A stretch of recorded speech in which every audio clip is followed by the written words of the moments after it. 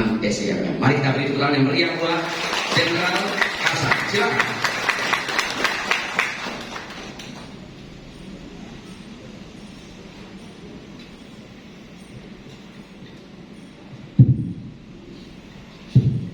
Assalamualaikum warahmatullahi wabarakatuh.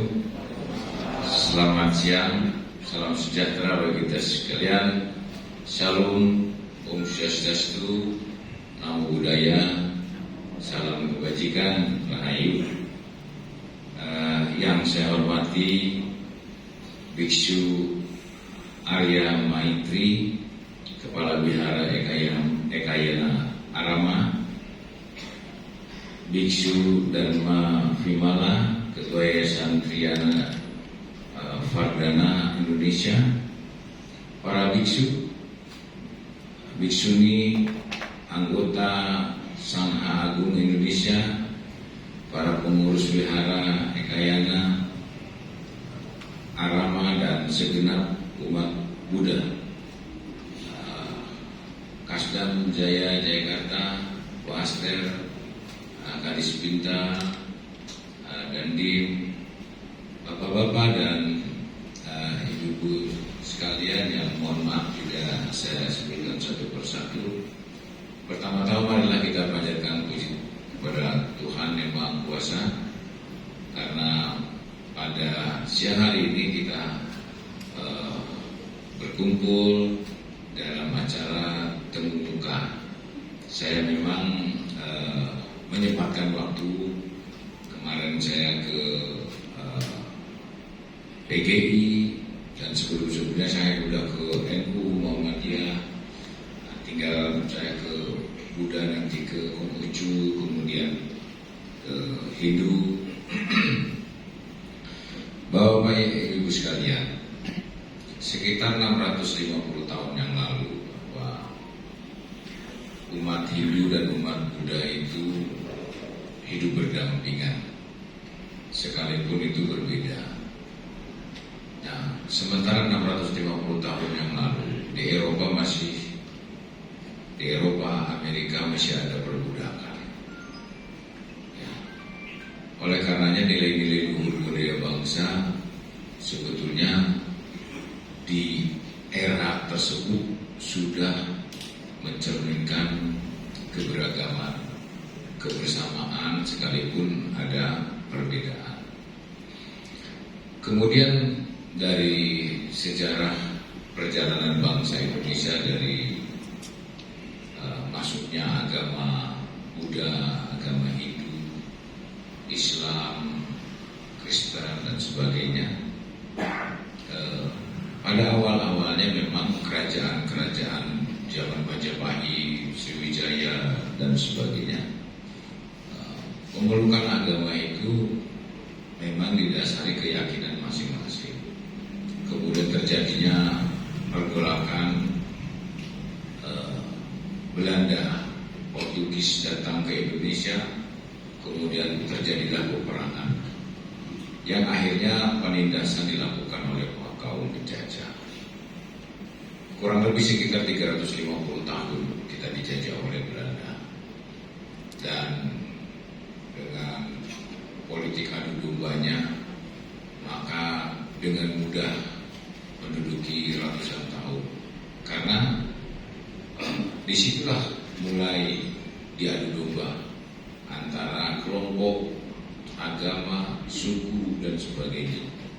Bahkan siapa yang menjadi pengikut penjajah itu diadu domba dengan rakyat.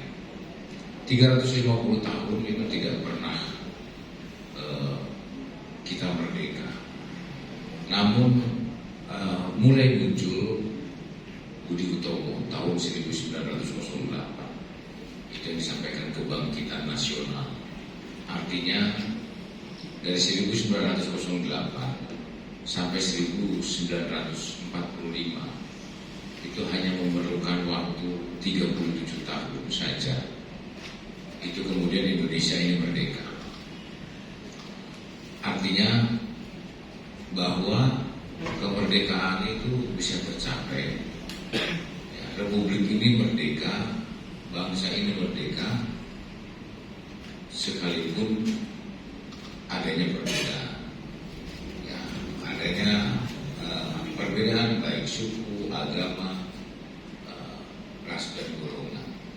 Artinya bahwa Republik ini berdiri tidak oleh satu kelompok, tidak oleh satu perseorangan, tidak juga oleh agama tertentu. Ya, perjuangan bangsa waktu itu dilakukan oleh seluruh elemen, seluruh kelompok, seluruh agama yang ada di Indonesia. Nah, itulah yang akhirnya kemudian lahirnya Pancasila. Pancasila, ketuhanan yang Maha Esa, kemanusiaan yang adil dan beradab, persatuan Indonesia, kerakyatan Indonesia, oleh Pancasila dan Nusantara, perwakilan dan keadilan sosial di seluruh Indonesia. Pancasila itu digali dari budaya bangsa. Seperti ketuhanan yang Maha Esa, karena digali bahwa bangsa kita mensahkan adanya agama yang berbeda. Tuhan hanya satu. Begitu juga kemanusiaan yang adil dan beradab. Kita harus saling menghormati, kita saling menghargai, kita harus saling menyayangi satu sama lain, tidak merasa paling benar sendiri, paling sempurna sendiri. Begitu juga persatuan dan kesatuan. Zaman dahulu kala, mungkin sekarang masih di kampung-kampung berjalan. Apabila kita menghadapi bencana alam, apabila kita membangun masjid, membangun tempat peribadatan, bahkan membangun rumah, itu bergotong royong, bersatu mereka untuk membangun sehingga menjadilah bangunan itu karena kesepakatan. Begitu juga bagaimana kemanusiaan, bagaimana perusahaan kerakyatan dipimpin oleh Dewan Kebijaksanaan dalam Permusyawaratan Perwakilan. Setiap keputusan-keputusan itu dirembuk dari berbagai macam tokoh agama, tokoh masyarakat, pejabat dan sekitarnya untuk memutuskan bagaimana desa itu, bagaimana yang harus dilakukan. Itu permusyawaratan, sehingga tidak hanya oleh satu kelompok saja. Dan begitu juga keadilan sosial di desa-desa merata. Kalau misalnya ada yang kedukaan, bagaimana ada yang sakit, bagaimana ada yang merasa istilahnya mungkin terpinggirkan dan segala macam, semuanya bahu membahu untuk menolong sehingga adil semuanya. Itulah Pancasila yang kemudian akhirnya sampai sekarang ini betul-betul sebagai perekat bangsa dan negara.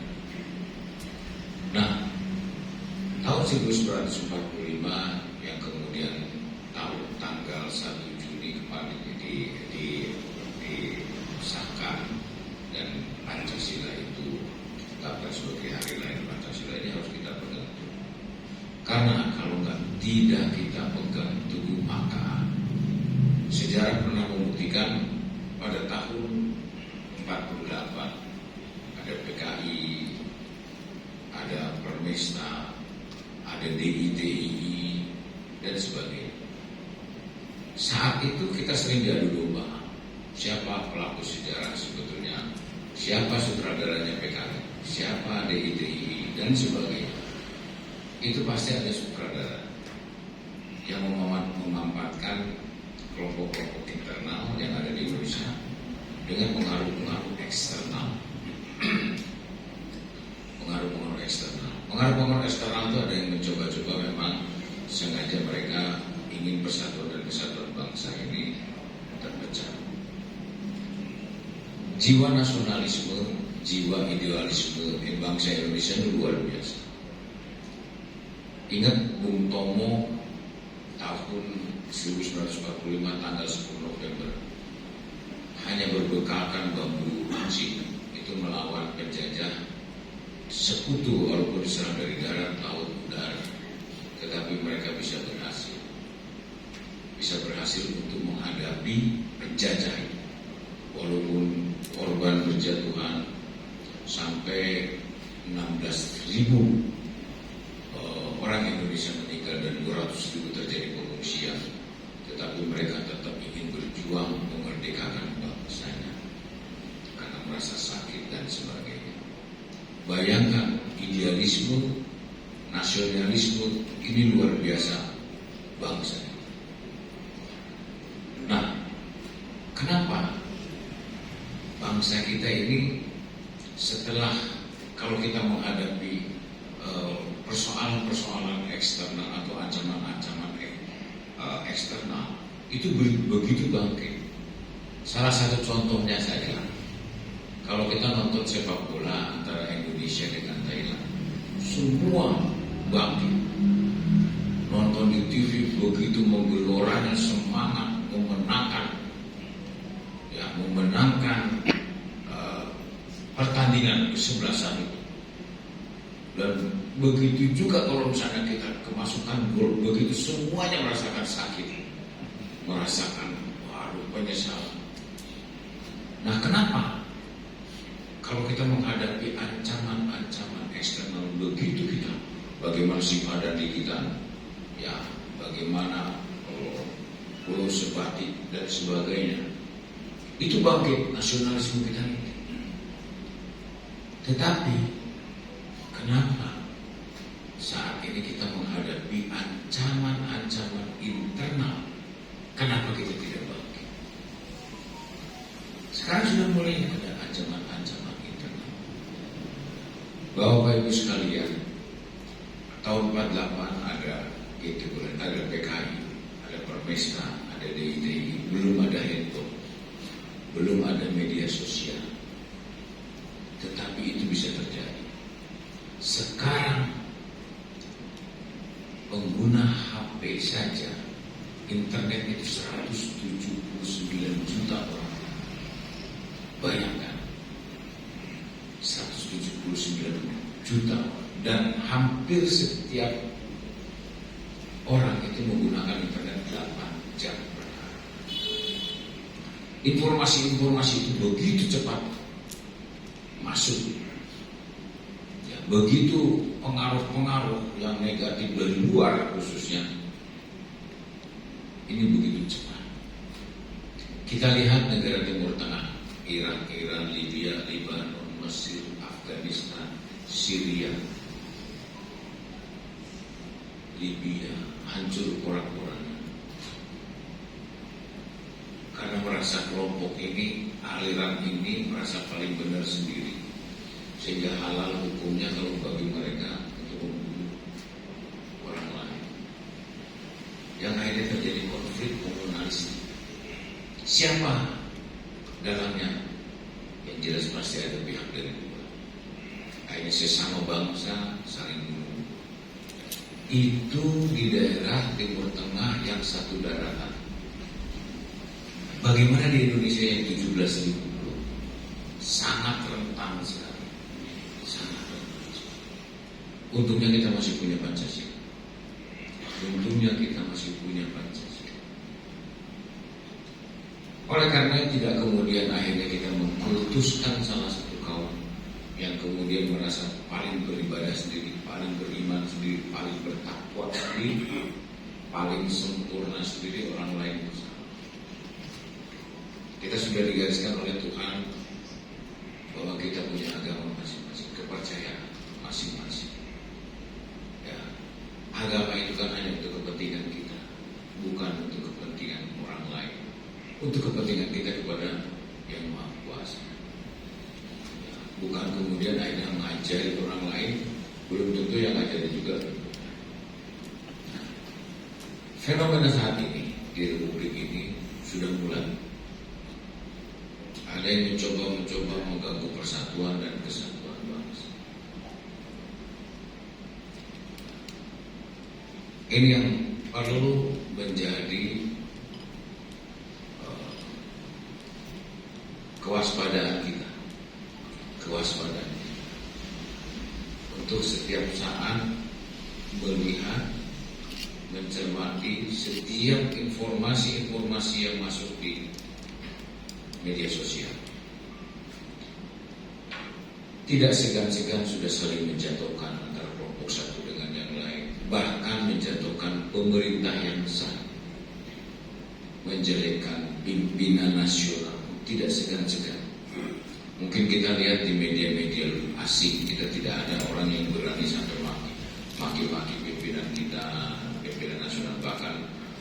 mendiskreditkan pemerintah, mereka tidak berani karena hukumnya jelas, langsung ditindak. Kalau di kita saya sukanya sendiri. Maka itu yang saya lakukan pada saat saya Pangdam Jaya. Saya bilang ini fenomena seperti ini kalau saya biarkan, ini akan jadi apa? Ya, seakan-akan mereka tidak ada hukum, mereka paling benar, paling sempurna, orang lain salah. Ini yang bahaya. Saya tidak mau seperti Syria, tidak mau seperti Afghanistan. Oleh karena yang ambil suatu tindakan yang tegas. Tapi saya yakini bahwa semua itu tidak serta-merta karena saya, tetapi saya yakin Tuhan sudah menunjukkan jalannya. Mungkin jalannya melalui saya. Karena itu sebetulnya sudah berlangsung bertahun-tahun. Dari tahun 98, tapi tidak ada yang berani.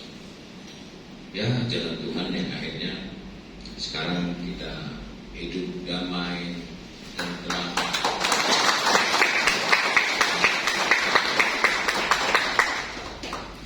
Tentunya TNI dan kepolisian juga senantiasa mencermati, melihat, mendengar informasi-informasi, dan nanti juga Bapak-Bapak dan Ibu sekalian silakan memberikan informasi kepada para Babinsa dan Ramil dan untuk perkembangan situasi. Mari kita keroyok, kita hadapi ancaman-ancaman internal itu. Ya, kita hadapi. Kita berani menghadapi ancaman eksternal, tapi kita juga harus lebih berani menghadapi ancaman internal. Karena ini Presiden Soekarno berpesan pada tahun 61. Zaman saya itu lebih mudah menghadapi ancaman, karena ancamannya jelas adalah kaum penjajah. Tetapi nanti kalian akan lebih sulit, karena kalian akan menghadapi ancaman-ancaman internal. Nah, ancaman-ancaman internal ini tidak kelihatan, tetapi perkembangannya sangat besar sekali. Kita lihat di media sosial dan sebagainya. Oleh karenanya kalau kita tidak waspada, ini nanti akan mudah cepat berkembang.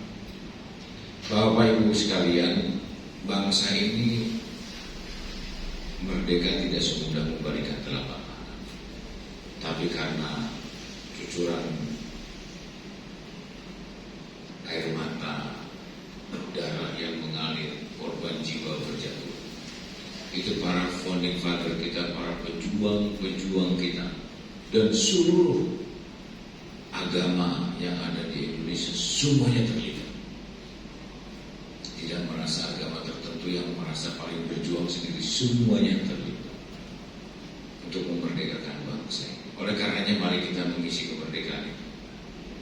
Mengisi kemerdekaan ini salah satunya adalah bagaimana kita lakukan kebaikan-kebaikan. Saya berterima kasih ya, setiap ada kegiatan-kegiatan, baik menghadapi bencana alam, baik menghadapi apapun kegiatan-kegiatan sosial, itu dari Buddha Suci itu paling duluan memberikan santunan-santunan. Ya, biasanya saya menghadap Pak Aguan biasanya dari Buddha Suci. Nah, itulah kebaikan-kebaikan yang selama ini sudah terjalin, dan saya yakin nanti kita dari Bapak-Bapak dan Ibu sekalian, dari Bapak Biksu juga, kita kerjasama dengan TNI, ya, apapun kegiatan-kegiatan yang bisa dilakukan, mungkin kapanpun bisa ke kantor saya, perwakilan dari Biksu, tidak cukup saya ke sini, tapi nanti perwakilan itu bisa ke Mabes Angkatan Darat, karena kita juga ya ada anggota kita yang menjadi umatnya dari agama Saat ini Angkatan Darat sedang merekrut personil TNI Angkatan Darat dari santri, termasuk dari lintas agama. Kenapa saya minta atau rekrut mereka menjadi prioritas? Minimalnya kalau dari santri, dari lintas agama, dari pendidikan baik Protestan, Katolik, dari Buddha dan sebagainya, minimalnya akhlaknya terjaga, imannya terjaga, sehingga kalau dia jadi prajurit pun dia tidak menyakiti rakyat, tidak menakuti rakyat dan sebagainya. Ini sudah kita lakukan, dan banyak kegiatan-kegiatan lain yang nanti bisa kita kolaborasikan. Saran saya ini saja ingin saya sampaikan, dan sekali lagi saya mengucapkan terima kasih atas penyambutan yang begitu hangat dan hidangan yang tadi kita santap bersama rupanya nikmat walaupun tidak ada dagingnya. Ada seperti cumi-cumi tapi dari terigu. Tapi ini luar biasa. Ya, ini makanan-makanan sehat. Ya, mudah-mudahan saya pun akan mengikutinya, Pak. Saya rasa mungkin itu saja, Pak. Terima kasih atas perhatiannya, dan mudah-mudahan kita selalu diberkati oleh Tuhan Yang Maha Kuasa. Terima kasih. Wassalamualaikum warahmatullahi wabarakatuh. Shalom, Om, Santi Santi Om, Nama Budaya, Salam Kebajikan.